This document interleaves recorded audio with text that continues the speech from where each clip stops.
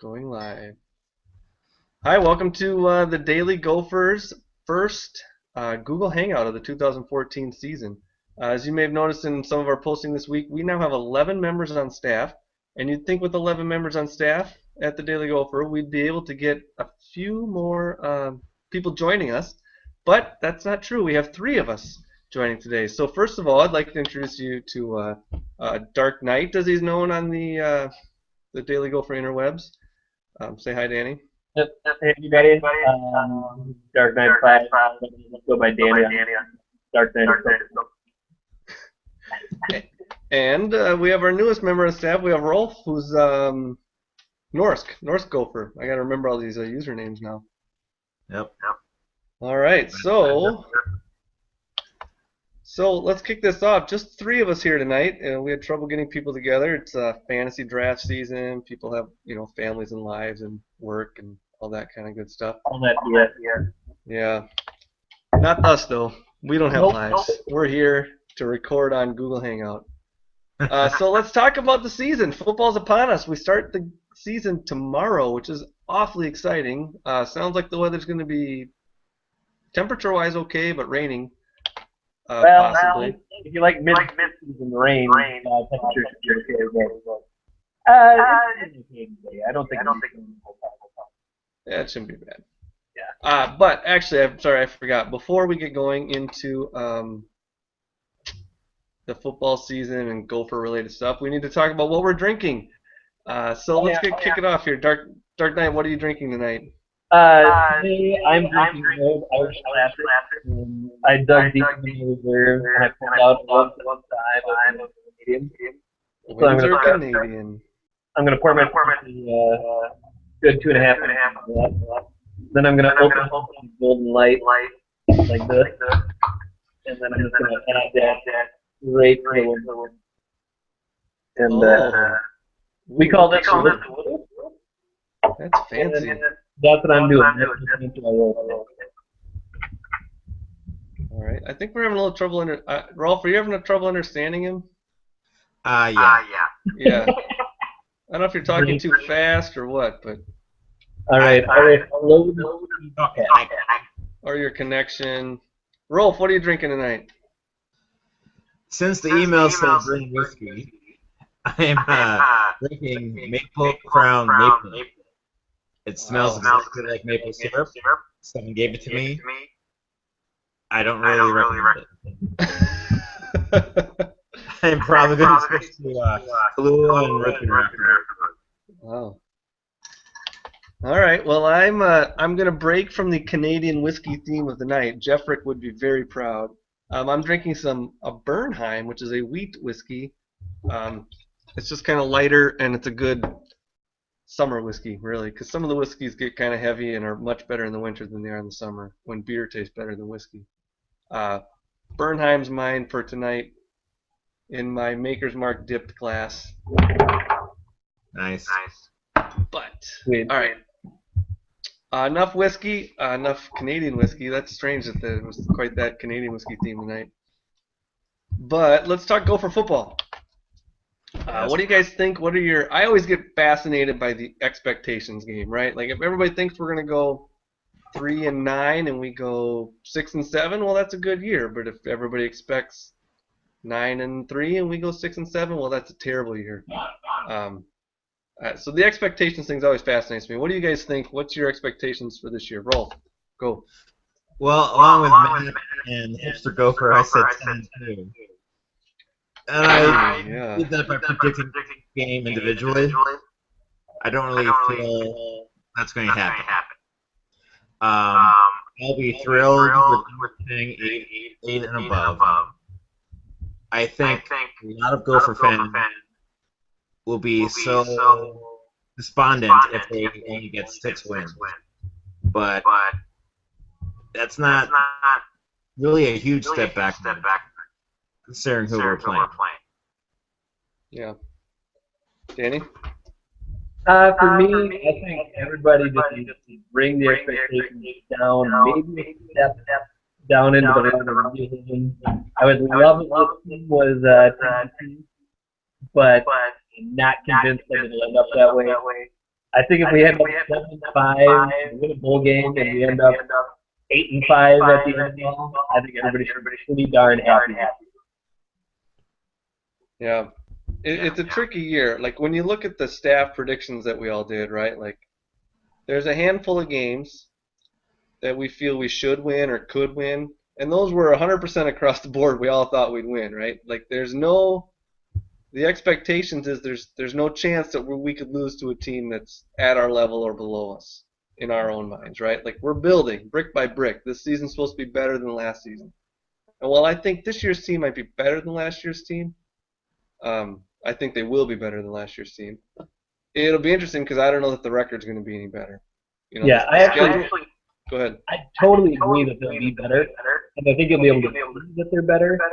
I just don't think it's going to end up with more wins than win time for us, and that's kind of important. Yeah, especially with the more challenging schedule. You had TCU to the non-conference schedule when TCU's not Alabama, or Florida State, but they're a heck of a lot better than anybody we played last year. And then you finish the year with Ohio State, at Nebraska, at Wisconsin, at Michigan earlier in the year. Like the schedule is not that kind to us. And while we may be better, I don't know that's going to translate to more wins. In spite of the fact that all 11 of us predicted a much healthier season than we had a year ago. Hey, but I predicted 7 wins. You said all of us with you. However, we're saying the exact same thing last year. Right? I remember everyone said last year the Gophers will be better, but it might not show on the schedule. That's true. Yeah, we have been pretty heavy. So people should buy. But as people have pointed out, like things kind of went our way at certain times last year. Like there's not a lot that really went. The ball didn't really bounce against us much last year. I mean, think of the Indiana game. Yeah. If you think about the previous 6 years, though, those bounces win against us. So either we're regressing back to with our bounces, or we are a better team, and the bounces are really constant, and we're just not using it. Yeah. So it seems like luck, but it's actually an improvement in skill. I don't know. It'll be interesting. It'll be fun because this year's team will be better, right? There's nobody on the schedule that I look at and say, well, that's a 4-touchdown loss, right? No, not anymore now. Even Ohio State. Ohio State's more talented and should win, but I wouldn't be flabbergasted if we pulled out a win at home. I wouldn't either. Especially if it's a nice, cold, windy, horrible day in Minneapolis in November. They're here in November, right? Yeah. Then I think we can be all right. Yeah, you never know, right? Only because this team's better. They're better on the line. They're a better running game. They've got a pretty good defense. And if the passing game comes around, they can compete with anybody in the Big Ten. So we'll see. It'll be fun. I'm very excited. I assume everyone else is. What's that? I have 2 comments on this. At the end of this last season, I remember thinking out loud, with no one on the schedule that absolutely terrifies me. I'm not necessarily thinking all those teams, but no one terrifies me. That included Ohio's pre-Braxton being hurt. The other thing, though, talking about bounces, last year, one thing that we really had to bounce our way was the injuries. We didn't really have any end of the season. I mean, you had Edwards before the start of the season. You had Christensen. It was around game 8, 9. And then you had Engel right before game 11, and then Williams in the goal. Right? Yeah. I mean, I guess that kind of hurt. But. We were pretty healthy last year, that's for sure. All right, let's move on. Let's talk about Eastern Illinois. Who? The Panthers. Oh. The Panthers. Jimmy Garoppolo. Jimmy doesn't play here anymore. Doesn't play here anymore. Very good. Very good. What are your thoughts, right? It's the 1AA team. I'm sorry, it's the FCS team. if we want to take ourselves seriously, this is a game we absolutely should win and win pretty convincing. Not convincingly, but at least handily, right? Control the game, control the line of scrimmage. What do you guys think? Oh, I'm with you 100% on that. Like, you're totally right. It's an FCS team. You have to control the game. You have to win by 15 points minimally. I think that's the spread right now. And anything less than that, you should be a little upset about. But at the same time, I don't know, they're kind of an unknown. They're a highly ranked FCS team. And they may come in and put up a hell of a fight. And as long as they end up with the win, I guess style points are Yeah. Rolf, any thoughts? It's Yeah, I tough. think it's a game we should win. I think it's a game we're going to win. I think maybe losing the bowl game last year might actually help us win this game because, as Coach Kill said, it was a wake-up call. You can't just go and expect anything. So if we had a face down in the grass, I'd be scared. Yeah. And I won't be surprised if the first quarter stays kind of close, right? Kind of working out kinks, getting used to game speed, that kind of stuff. An actual opponent, but by the end of the game, we'll win this by 3 touchdowns, I think. Yeah, and under Coach Kill, the Gophers are always a slow start team, right? You look at the number of points they score in the first quarter versus the second quarter, they score double the points in the second quarter. Well, and what I'm looking to do is that we can get into our second level of players and get the guys that have experience, young guys in the second squad. And if those guys can come in and play against Eastern Illinois starters and continue to hold the game, 4 points, and prevent them from scoring, I think it's a really good sign for the Gophers and a good signal of how the program's going in the past 3 quarters. Yes. So, Eastern Illinois, not a lot to say. I think we all expect to win. We do, and I've never heard of him before. I don't follow FCS terribly closely, so that's probably right. Yeah. Ultimately, I'm just excited to watch Gopher football on TCF Bank Field Stadium. Oh, yeah. TCF Bank Stadium's field. Whatever. Yeah, been drinking too much. All right, well, let's talk. So there's been some conversation on Facebook, Danny, on the Big Ten scheduling. Yeah, Gopher posted a, I don't know, I guess a fan thought about Jerry Kill kind of underhandedly digging at Delaney about the Gopher schedule that Wisconsin and Michigan and Ohio State and Michigan State has. And I don't want to call it a conspiracy theory because it just seems too obvious to be a conspiracy that in the first 2 years of the playoff for FCS teams that the Big Ten teams that you expect to contend for a spot were pretty good. And yeah, there's a lot of interest on it today. So I don't know what everybody else thinks on that is, but I don't think it's the big spot. Yeah, it seems like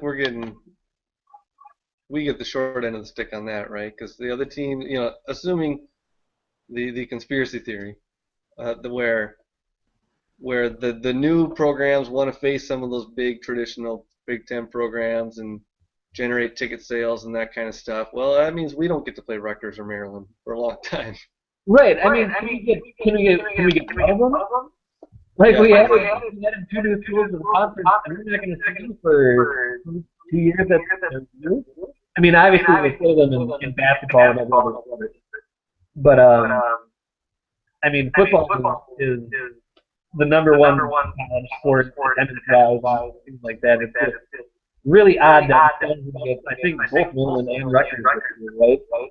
And we don't see them until, I don't know, I can't. Well, we get Rutgers in 2016 because we'll get to see Philip Nelson with. Oh wait, never mind. That's cool. Oh, did I just do that? Did you on fan post? The guy's, I'm trying to look up who said it, but he said his theory was all about the TV dollars for 2016, about the Big Ten yen contract, and they want to put matchups in that year. Oh.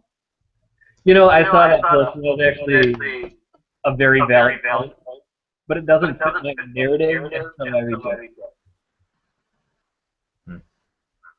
I personally believe it's one in favor who he likes, but where's my tinfoil hat?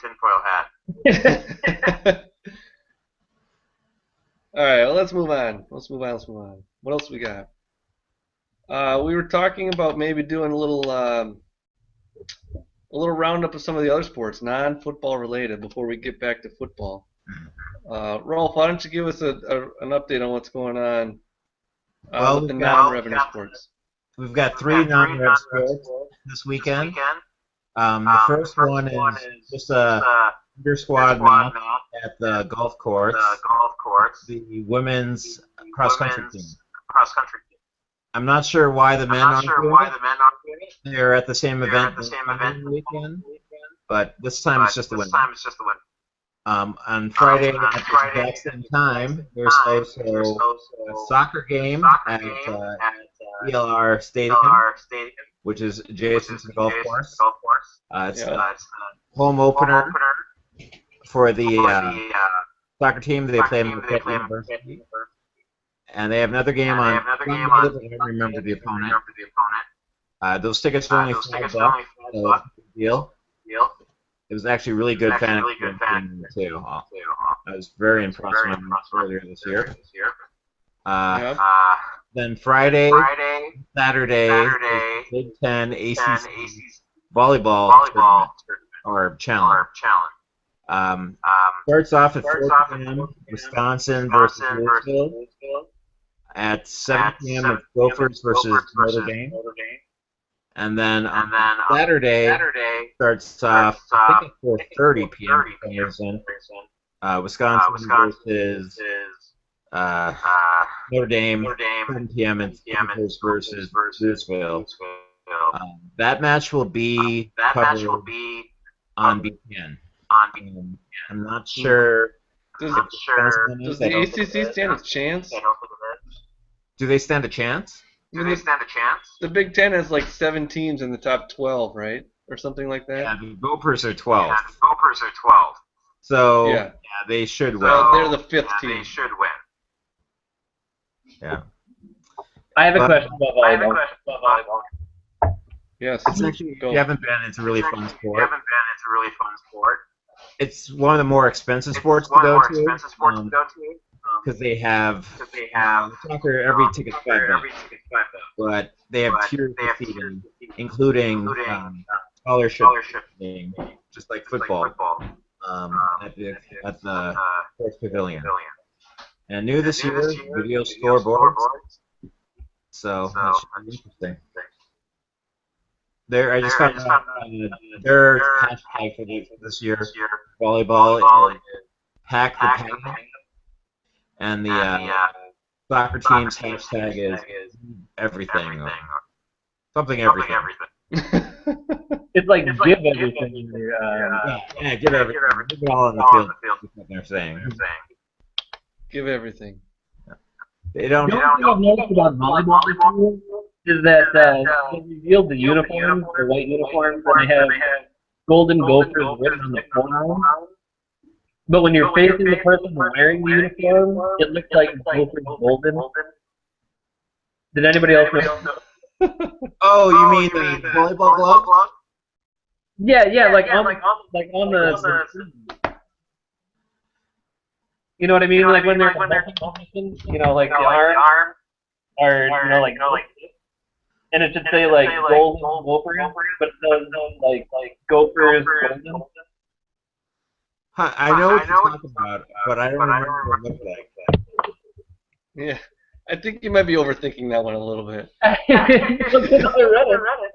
Like they tweeted it out, and I was like, that's that. I mean, it was a cool idea. Like, I was like, that's a way to be innovative with the volleyball uniform. But I was red afterwards. Unless you're wearing it. I'm not going to be wearing it and say Golden Goal. Well, It looked right at Coach. So I'm trying to find it.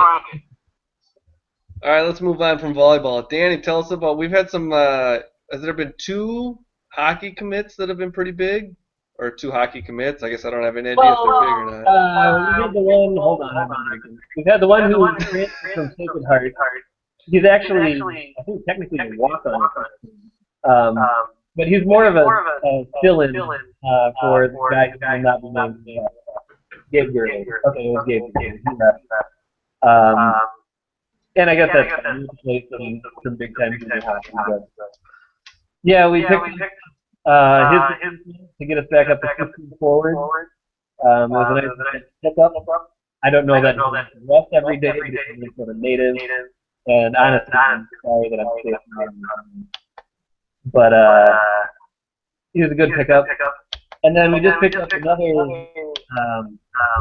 All right, hold on. I'm gonna have to scroll the internet to find his name to talk about it. But, yeah, it's good to get guys that are highly sought. We just had somebody else get picked up for. Basically the equivalent of Powerade, Under Armour, football, but it's for hockey. So all good. Do a little research. Okay. So is it Jeff Jones, basically, of hockey? Yeah, he was the Jeff Jones. All right.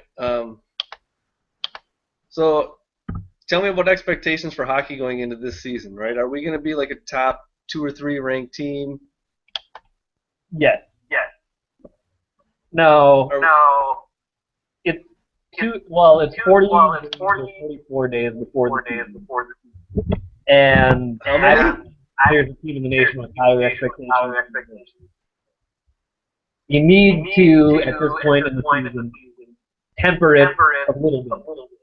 Because if you expect this team to come out and beat every team they play by 8 goals, it's not going to happen. I don't want to throw this website under the bus, but there are people who think that the Gophers should win every game by 6 or 8 goals and every game that gets played. The parity in college hockey has been improving. There are two that have not, and more have. Interest in the sport is growing, even if it's still pretty regional. But you can't expect your team to come out and roll every weekend and sweep every weekend. That said, I expect your team to come out every weekend and roll. Here's the deal, though. I don't care about every weekend. What I care about is are they going to win the Frozen Four? I want to go to Dinkytown and burn couches, maybe cars. Couches, cars, rail train. They have a hell of a shot. They brought everybody back for the first time in I can't remember how many years. They didn't have anybody really to the NHL or the AHL. And that's good news. You got everybody back. You have Kyle Rao, you have back. You have Adam Wilcox, who will probably win the Mike Ricker Award for the best in college hockey. Sure. And you have every reason to be optimistic and very easily to be pessimistic. But being a Minnesota sports fan, don't go there. Yeah, you get used to. I don't know. I like to try to learn my expectations in early. But I mean, as soon as they start the season on October 10th, I think it starts. I'm going to be a crazy person and virtually unavailable to other college. So look forward to that. All right, so there you have it, guaranteed national championship by Dark Knight from the Daily Gopher. And anything less, Don Lucia is fired. Oh, ouch. No, seriously, no. Anyone who thinks that is crazy. That's all right. Nobody's listening at this point. Everybody's turned it off. Yeah, I think the feedback's going to kill everyone. All I know is Jeff Rick told me we're like the Duke of college hockey, and I also know that we're really fast. We're better than Duke. We're what? We are better at hockey than Duke is at basketball. Ooh. When was the last time we won a national championship? 2003 was the last time Duke won. What? No, 2004. When was the last time Duke won a national championship? I have no idea, but Tyus Jones is going to lead them to a national championship this year. Mark it down. All right. All right, let's move on to basketball. So basketball had some interesting development last night, where I'm not even going to try to pronounce his name, but one of the international big men that we recruited from the Canary Islands, which is off the coast of Africa, which is actually a Spanish nation, something. Yes, but he's from Senegal. He's what? He's from Senegal. That's true. He's from Senegal. That's true. He's African. All not admitted to the U due to not doing very well on some sort of an English proficiency test. The NCAA cleared him. The U did not admit him. He can retake the test. He can come back in late December and start playing then in time for the Big Ten season if possible. What's interesting is all along I'd assumed this guy is kind of raw. He'll end up redshirting this year and can contribute next year. We're reading on Gopher Illustrated today that there's actually reports that this guy's really good. That this guy was the staff was actually expecting this guy to contribute this year, which makes me think maybe we need to get this guy admitted, get this English test passed, and get in. So it'll be interesting. I'm anxious now to see him.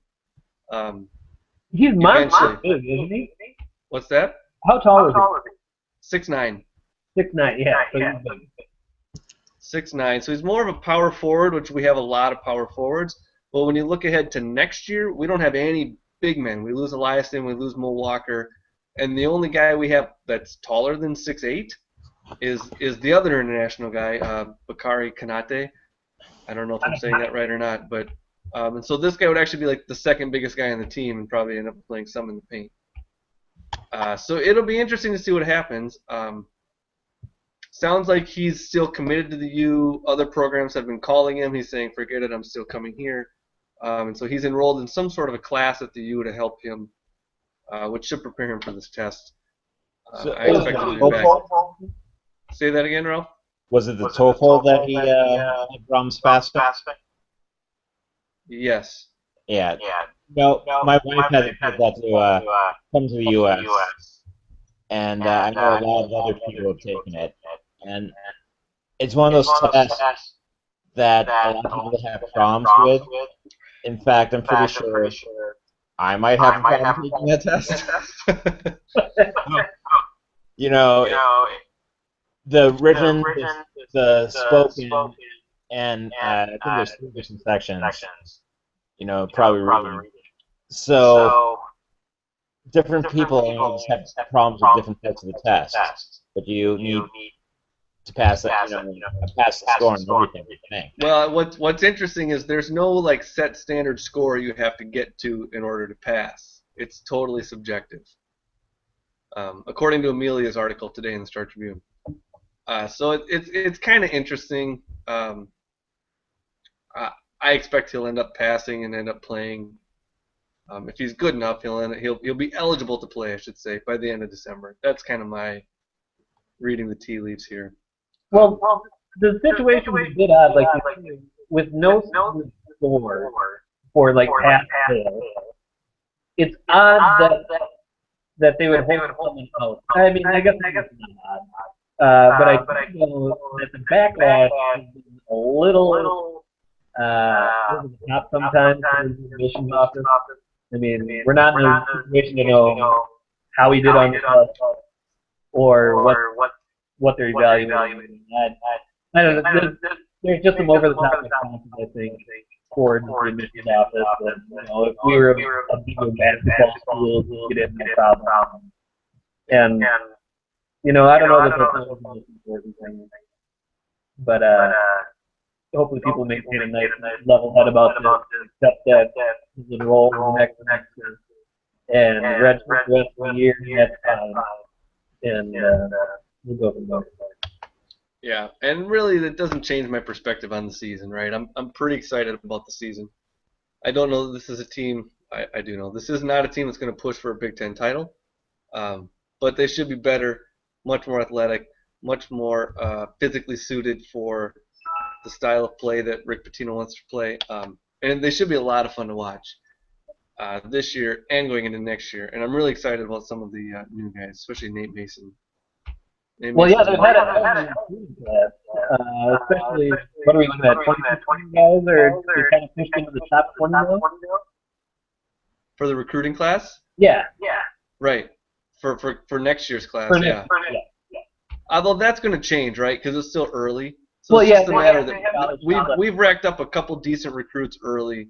As other programs start to rack guys up, they could surpass us. Although if we end up landing Jarvis Johnson and the kid from Grand Rapids, Alex Ilkinen, that should be a top 20, close to top 15 recruiting class, which would be sweet. Yeah, it'd be sweet. Hey Tom.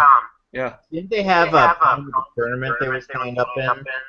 Like a lot of teams dropped out of the tournament, so it wasn't clear the tournament was going to go forward. They're in the preseason NIT tournament because of how they finished in the postseason NIT tournament. So they're in the scheduling of that and exactly what teams. I think they know which teams are going to be in it. Gonzaga is going to be in it. I know. I think Georgia. I don't know. Go Zags. Yeah. I went there. Oh, did you?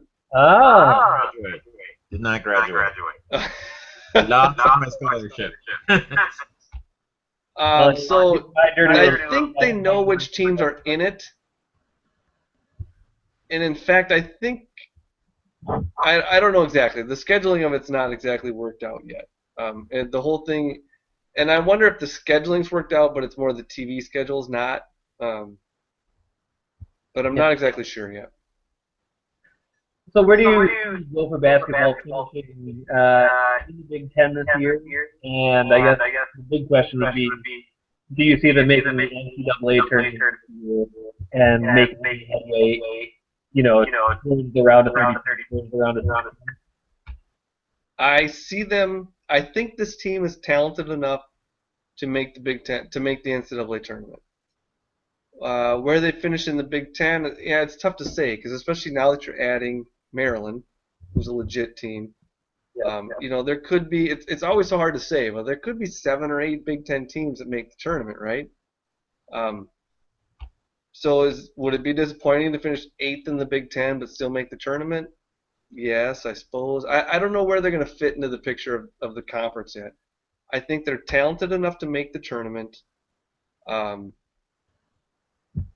After that, I hate predicting that like round of 16, round of 32, just because the tournament is so unpredictable and it's so dependent on who you're matched up against and if somebody gets hot at the right time and if one shooting guard just goes off and goes crazy, right? Like, I tried to put him on the spot and he just wheeled right out of it. Yeah, well, I'm not going to do that. So I think we'd be the type of team that could make a run to the Sweet 16 or even the Elite 8, right? But I think that's like we're the kind of team that could get hot with shooting guards going crazy, our backcourt going crazy. I don't know. I think what we need to really be better at is defense because we were terrible defensively most of the year last year. And when you really look at the metrics, we were awful defensively. And that's something I think that Pitino wants.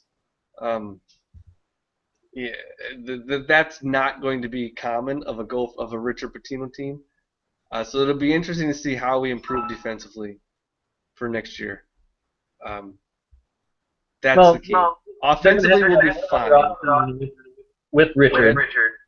Yeah. And I think that'll help him. And I think as the team improves, it's all looking up. Right. I don't think we're going to be outstanding next year. I don't think we're going to be, winning the Big Ten, like I said, or going to the Final Four. I think we're a tournament team. I think we're a team that could make a run if, things go right. It'll be fun. What? I thought of it. As the facility situation improves, and we eventually exit the silent phase, and basketball gets practice facility and weight facilities and all that, do you see Gopher basketball recruiting improving and getting higher quality recruits? If Richard stays. Yeah, there's a lot of ifs there. So if we get the Tubby Smith practice facility, and if Richard Pitino sticks around, I don't know. I don't know that like recruiting's going to take off. Where I think it makes a huge difference is any kid that we want from Minnesota, we'll get, right? Like I think if Patino's here for several years and we're winning, we have outstanding facilities. I don't know that we get Tyus Jones, Rashad Vaughn, and Reed Travis, but I think we easily get one or two of them, right? When guys like Jarvis Johnson come through and Alex Ilkin, I think they would have been committed by now. They'd be excited to be here. So I don't know that nationally we're going to be able to go out and start getting 4- and 5-star recruits, whoever we want. And we're not going to be battling with Louisville and Kansas and Duke and getting guys from the East Coast to pick us over North Carolina or Duke, right? But I think guys that are from here, that are blue chip caliber recruits, will have an actual chance to land, and that makes a big difference. Yeah, that'd be fantastic, really, right? Like if we get those blue chip kind of guys to stay home, and then we supplement with a couple other guys, well, that makes a big difference. Like I said,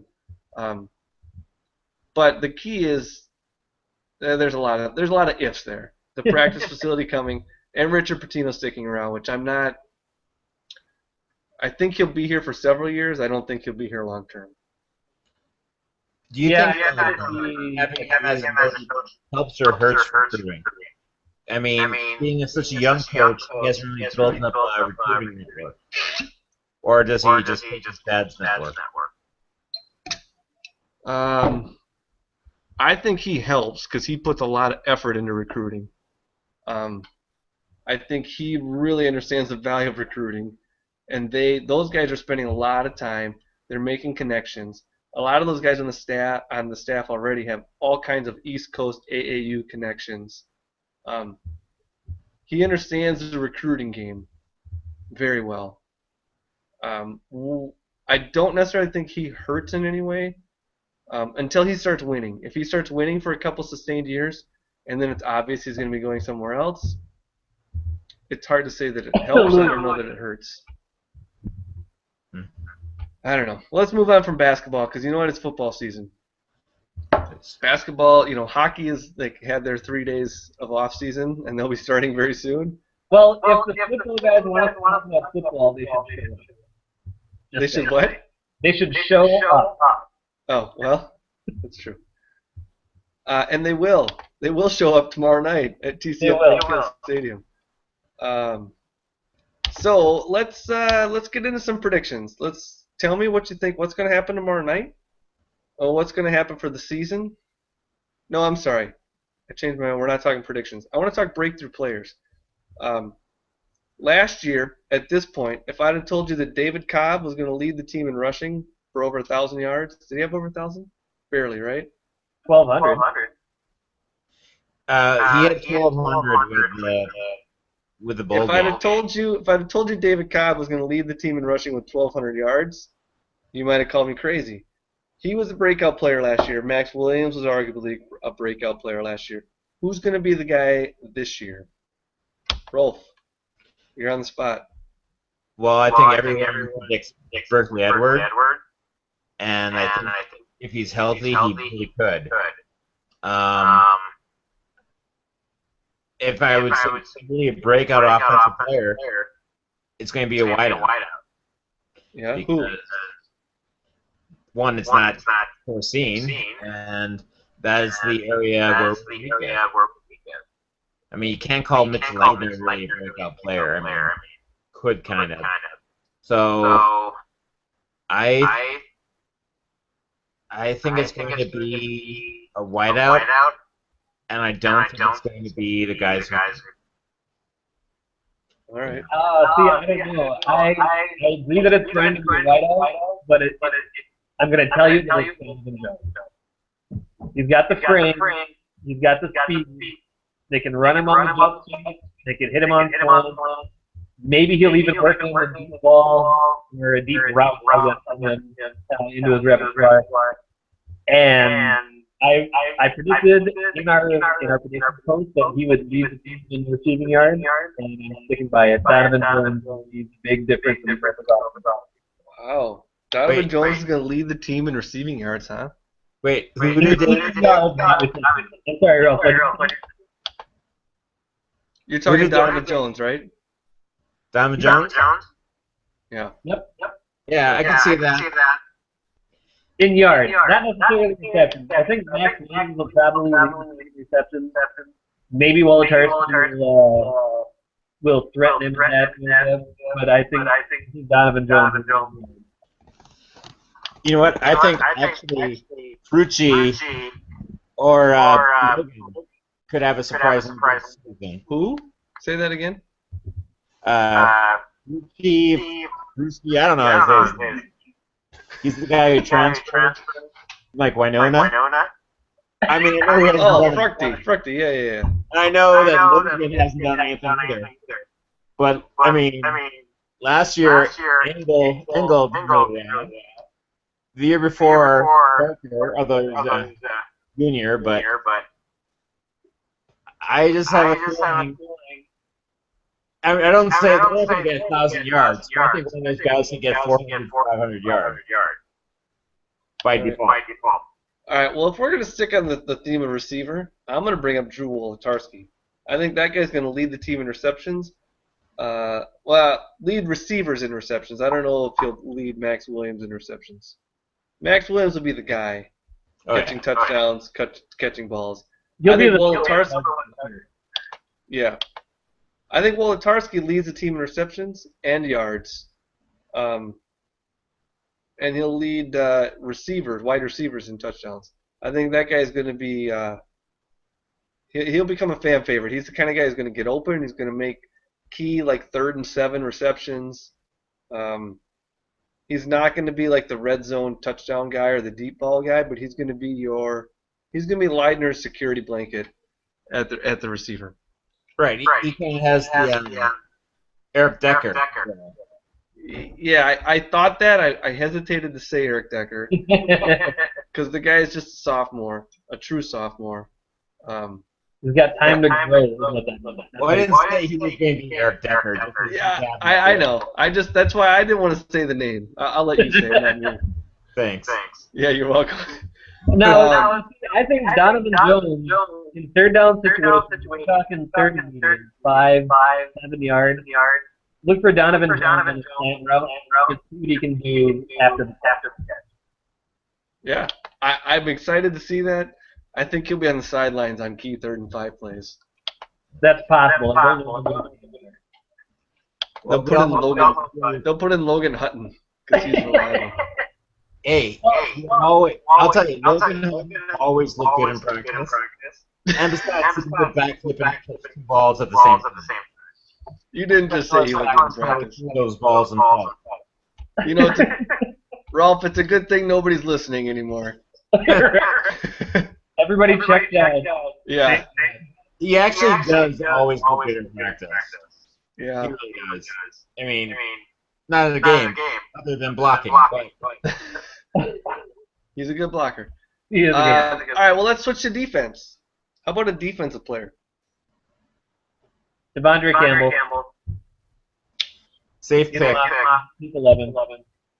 People will love him. Rolf? Because it's a breakout player, not necessarily most player. I'm going to go with the other linebacker name. I can't think of it right now. Jack Lynn? Yeah.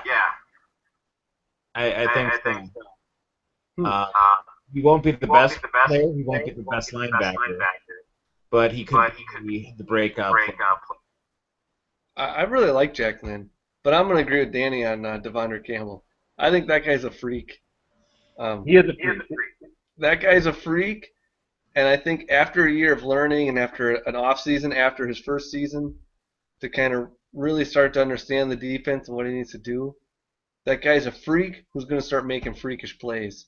And that guy's going to be so much fun to watch. Um, I'm excited about Devondre Campbell. Well, he's 6'5", which is huge, right? Is what now? Linebacker.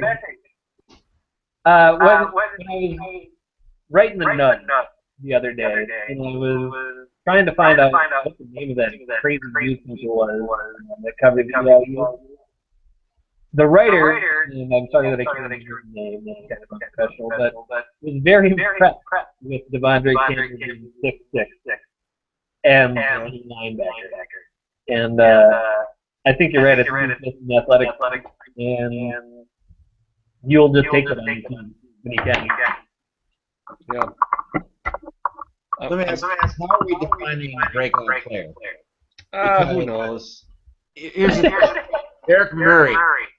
He's really good, right? What does his stats show, though? That's true. And to the Big Ten, if he has an outstanding season and earns first team All Big Ten, well, to everybody else, he's a breakout player for the Gophers. But for Gopher fans, we already know he's one of our best players on defense. Yep. Right? So, interesting. And you know who else that kind of reminds me of is Brian Bodykill. I think I said his name right. Yep. What did he rip up the second game of the year? Something like that, second or third. Something, yeah. And I know that he got the interception returns for a touchdown against UNLV. And I think if he has a full 12-game season, people will learn his name. And he might be a great player that he could have been national. Yeah, it's strange nobody mentioned a D-back, right? Because our defensive backs could be one of the, 2 or 3 best units in the Big Ten. Could be. Could be. We will see. All right, let's do predictions. Tell me your predictions for the Eastern Illinois game and for the season. And they can be different than what you already predicted that was posted today. You didn't post the scores, though. I didn't post the scores, no. There's 11 people now. It's a lot of work. That's a table that takes like 3 pages. Yeah. Gophers are going to win. It's going to start off slow. I think it will gain this pace in the second quarter. But Eastern Illinois will score a touchdown or something right before halftime to make them nervous. The first 3-4 minutes will look bad in the second half, and then the Gophers will start to really dominate. Okay. And then we'll get at one point we'll get a little cocky. We'll have a scare. We'll come back. Then we're going to lose to Ohio State and Nebraska, and then we're going to pull it together and get the axe. Ooh, I like it. Danny. All right. I'm going to throw it out there because I've had 2 wins now. 77 to nothing. FCS can't touch it anymore. Honestly, I think we'll put up 35, 40 points, somewhere in that range. And I think our defense will be able to hold them without Jimmy Garoppolo somewhere around 17, 21. Worst case, 21 points. So it'll be a handy win. They'll win handy. And I think everybody will be pretty good after it. It won't tell us much about how they'll share the rest of the season. But you'll handle an FCS the way you should, and nobody can complain too much about that. Interesting. What was your final score? Say that again. What was your final score? Final score. We're going to go 45-17. 35-7? 17. Okay. Close to what I had. Yeah. I'm going to say, I haven't really thought about this until this actual very second. Um, I'm going to say we win. We win pretty handily. The running game just dominates. Mitch Leitner struggles and people start to freak out. But that doesn't necessarily mean he's going to struggle for the year. I just think he struggles in this first game and people freak out, which it'll make for interesting conversation hopefully on the blog. I But we'll think win pretty handily. he'll be fine in the first few games because he'll throw 7 passes between the 2 games. And then when you get to TCU, that's when people will freak out about how little risk. All right, I think we're going to freak out this game. You think they'll freak out at TCU? Yep. Maybe both. Yeah, Well, good. But I think our defense is going to be really strong, and I think it'll show tomorrow night. And we win pretty handily. I think it'll be like a 16 to 35, 31, something like that. But it'll be fun. And for the season, I think we'll be better. I think we'll get 7 or 8 wins. Probably, I'd like to think 8 wins, but that just basically means beating everybody we should beat. It's gonna be fun. I'm just super excited. I don't even care. I think this team's gonna be good. Yeah, dude, I'm ready. Being a part of this website, I have been jacked for football season since the last one ended. Yeah, Let's go. let's go, baby. Yep. And then basketball season starts, around October, middle of October. So Well, and hockey season starts the second week of October. doesn't it start tomorrow? I wish. All right. Well, we're gonna sign off here. This has gone long enough. Thanks to a couple of the newer guys for joining me. The other guys aren't listening now, so screw you guys for not showing up for the hangout. And that's all. We're gonna cut it off now. Thanks for joining us. Before we go, anyone who has made it this far in this broadcast, Yeah. please follow us on Facebook. Yes. We love you. We think you're great. We love every comment that you write. And we want your friends to also comment and write your stuff. Yes. Please follow us on Facebook. It's www.facebook.com/thedailygopher. The Daily Gopher. Which is absolutely true. But if you're listening to it at this point, you're probably already liking us on Facebook. We should have said that like at the very beginning, huh? Yeah. Next time we'll remember to say that at the beginning. All right. Thanks, guys, for joining. Thanks for anybody who's listening, and go Gophers. Go Gophers. Yeah.